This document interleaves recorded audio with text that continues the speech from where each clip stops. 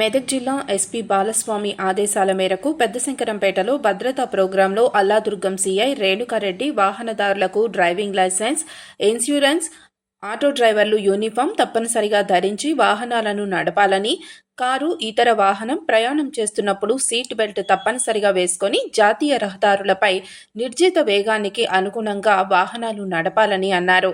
ఆటోలలో పరిమితికి మించిన లోడు వేసుకొని నడిపించరాదని, మద్యం సేవించి వాహనాలను నడపడం వల్ల వాళ్ల ప్రాణాలతో పాటు ఇతరుల ప్రాణాలు తీసిన వాళ్లవుతారని అన్నారు.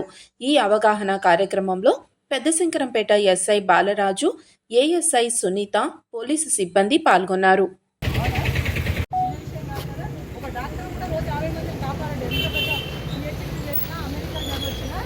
డాక్టర్ దగ్గర 50 మంది ప్రాణం నమ్ముకొని కూడా అది కాపాడుతుందని అంటే 50 మంది నమ్ముకొని రోడ్డు మీదకి వస్తున్నప్పుడు మనం ఎంత జాగ్రత్త ఉండాలి. అవునా కదా? ఇంత బాగా జాగ్రత్త నేను రానా చేసేగా ఏదైనా లేదా అందరూ చెప్పే కదా. ఈ శంకరం చేసి ఒక ఆటో డ్రైవర్ ఉంది కదా, చాలా మంచి వాళ్ళు, చెప్పినట్టు తింటారు, చాలా రూల్స్ పాటిస్తారని చెప్పారు. నమ్మాలా నమ్మొద్దు? అబద్ధం చెప్తున్నట్టు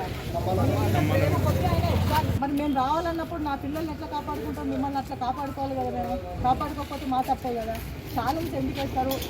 మాకు వచ్చేదే 200, 300, ఈ దరిద్రమైన పోలీసు రాగానే 300 వేసిరి, మీకు కావు కానీ అని తీసుకుంటావు. మేము కూడా చిన్నప్పుడు అట్లా తీసుకున్నాం. అది తెలియక తీసుకోవడంలో తప్పు లేదు, కానీ తెలుసు కదా ఇప్పుడు ఎందుకు వేస్తున్నాం ఛాలెంజ్ అని. నువ్వు పాటించకపోవడం ఏదో ప్రమాదం అవుతుంది. నీ భార్య పిల్లలకు దూరం అవుతావు, నీ ఆటోలో ఉన్న భార్య పిల్లలకు దూరం అవుతారు. ఇన్ని ప్రాబ్లమ్స్ వస్తున్నాయి. ఒక్క చిన్న తప్పు పెద్ద ప్రాబ్లం ఏమి ఉండదు. 5-10 నిమిషాల లేటు, ఆలస్యంకి తొందరకి 5-10 నిమిషాలు లేదు. 5-10 నిమిషాలు పోయి ఒంట్లో ఒరిగేదే ఉండదు కదా.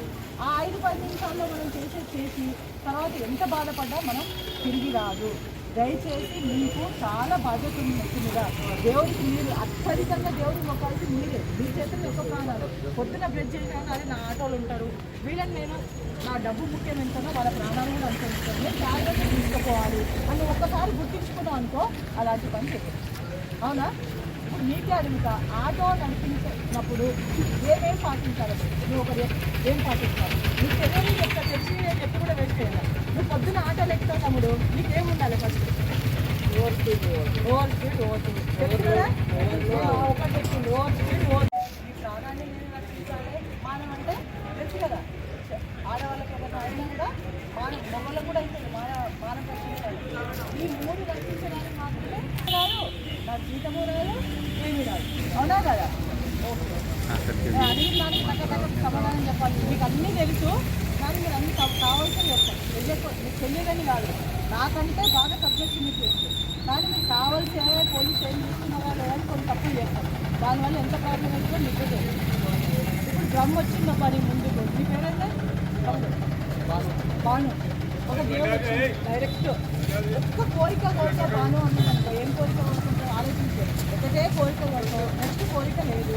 ఒక్క కోరిక కోరుతావు, ఏం కోరుకుంటావు? దేవుడు రాగానే నాకు ఛాలెంజ్ డబ్బు ఉంటే సరిపోతుంది అంతే అనుకుంటున్నాడు.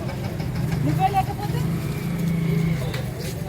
అంటే రమ్మ వచ్చినా కోరుకోవాల్సింది ఏంటి? నా ప్రాణం ఉండాలి, నా ఆరోగ్యం బాగుండాలి అని ఫస్ట్ కోరుకుంటాడు ఏ మనిషి అయినా. నువ్వు భూమి మీద ఉంటే కదా బయట డబ్బు, నీకు కట్ట నోటిస్తా. నువ్వు తింటే మోషన్స్ అవుతాయి, ఏదైనా తింటే గోకుడు రోగం వస్తుంది. అట్లా వస్తే డబ్బులు ఉంటే ఏమైనా పనికి వస్తాయా? ఫస్ట్ ఏముండాలి? ఆరోగ్యంగా ఉండాలి. ఫస్ట్ నువ్వు బతుకుండాలి. అవునా? ఇప్పుడు మనం తెలియకుండా పుట్టామబ్బా, తెలియకుండా చచ్చిపోవడంలో తప్పులేదు. నీ టైం వచ్చి నీకేదో వచ్చి చనిపోవడం తప్పులేదు.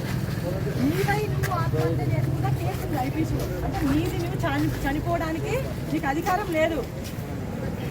మన ప్రాణం మనం తీసుకోవడానికి కూడా అధికారం లేదు. అంటే చట్టంగా అది తప్పు అన్నమాట. ఐపీసీ చట్టం ప్రకారం నీ మీద కేసు అవుతుంది. నువ్వు చచ్చిపోతే కూడా కేసు అవుతుంది. అంటే నువ్వు చచ్చిపోతేనే కేసు అయితే పక్కోని చంపడం ఎంత తప్పు చెప్పు? తప్పా కదా? అనిపిస్తుందా లేదా? బాగా అనిపిస్తుందా లేదా? మేము కావాల్సి చంపం మేడం, అనుకోకుండా అయితే యాక్సిడెంట్ అంటేనే అనుకోకుండా జరిగేది కాబట్టి చచ్చిపోతుంది. దానికి మేము నీ ప్రాణం నీకే కాకుండా రోజు నీ వెళ్ళి ట్రిప్పులు కొడుతూ బండి వస్తేనే అనుకోవద్దు. మందు కొడితే బండి ఆపుకో, గమ్మున నిద్రపో. మందు తాగే ఎందుకు తాగుతాం?